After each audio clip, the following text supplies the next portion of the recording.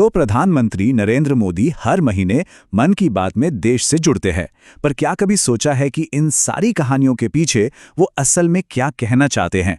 कौन से बड़े संदेश छिपे होते हैं? चलिए आज इसी को समझते हैं और उनके कहे हुए कुछ खास विषयों को करीब से देखते हैं। उनके संबोधन में ना हर तरह की बातें होती हैं, त्योहारों से जुड़ी एकता की बात भी, और जमीनी स्तर पर जो लोग पर्यावरण के लिए काम कर रहे हैं उनकी जीत की कहानियां भी। मतलब एक ही धागे में भारत की पूरी विविधता और ताकत को पिरो दिया जाता है। तो हमने इसे 5 हिस्सों में बांटा है।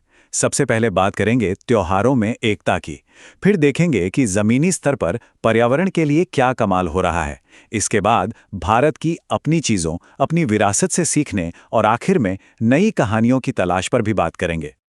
तो चलिए शुरू करते हैं पहले और सबसे अहम विषय से, और वो है सामाजिक एकता। इस बात पर काफी जोर दिया गया कि कैसे हमारे त्योहार लोगों को एक दूसरे के करीब लाते हैं। और इसका सबसे बेहतरीन उदाहरण छठ पूजा। सोचिए, ये सिर्फ एक त्योहार नहीं है, ये एक ऐसा मौका है जब समाज का हर तबका, हर इंसान एक साथ नदी के घाट पर खड़ा होता है। ये हमारी सामाजिक एकता का कितना खूबसूरत और जीता जागता सबूत है ना? लेकिन कमाल की बात यह है कि ये एकता सिर्फ त्योहारों में ही नहीं दिखी। मन की बात में इस पर भी जोर दिया गया कि कैसे लोगों ने, आप जानते हैं, स्वदेशी या लोकल चीजें खरीदने जैसे अभियानों में भी दिल खोलकर हिस्सा लिया। और लोगों का ये एक्शन, ये हमें सीधे हमारे दूसरे बड़े टॉपिक पर ले आता है, पर्यावरण। चलिए देखते हैं कि कैसे छोटे छोटे समुदाय मिलकर कितना बड़ा बदलाव ला रहे हैं। यहाँ 2 जबरदस्त आइडियाज की बात हुई। एक तरफ छत्तीसगढ़ का गार्बेज कैफे, जहाँ प्लास्टिक कचरा दो और बदले में खाना पाओ, और दूसरी तरफ बेंगलुरु में लोग खुद आगे आकर झीलों और कुओं को नई जिंदगी दे रहे हैं। मतलब सच में कितने कमाल के समाधान हैं ये। और ये सब सिर्फ शहरों तक ही सीमित नहीं है। नहीं, गुजरात का मैंग्रोव मिशन देखिए। ये दिखाता है कि जब हम प्रकृति के साथ मिलकर काम करते हैं तो न सिर्फ हमारे समुद्री तट सुरक्षित होते हैं, बल्कि वहां की पूरी इकोलॉजी और मछुआरों की जिंदगी भी बेहतर होती है। ये एक ऐसा इन्वेस्टमेंट है जिसका असर लंबे समय तक दिखता है। तो पर्यावरण से अब आगे बढ़ते हैं और बात करते हैं अपनी चीजों की, अपनी ताकत की। मतलब अब कहानी का फोकस है आत्मनिर्भरता पर। मन की बात में एक सवाल फिर से उठाया गया जो पहले भी आ चुका है, कि आखिर हमें और हमारे सुरक्षा बलों को भारतीय नस्ल के कुत्तों को क्यों अपनाना चाहिए? क्या खास है उनमें? जवाब बिल्कुल सीधा है।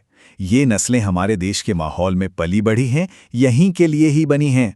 और इसी वजह से अब बीएसएफ और सीआरपीएफ जैसे हमारे सुरक्षा बल भी मुधोल हाउंड और कुंबाय जैसी नस्लों को ज्यादा से ज्यादा अपना रहे हैं, बल्कि उनकी खासियतों के हिसाब से ट्रेनिंग के तरीके भी बदले जा रहे हैं।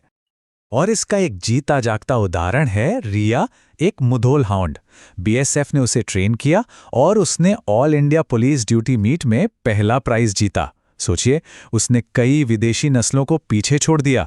ये दिखाता है कि हमारी अपनी नस्लों में कितना दम है। और ये लोकल पर जोर सिर्फ कुत्तों की नस्लों तक नहीं है, ये हमारी अर्थव्यवस्था तक जाता है।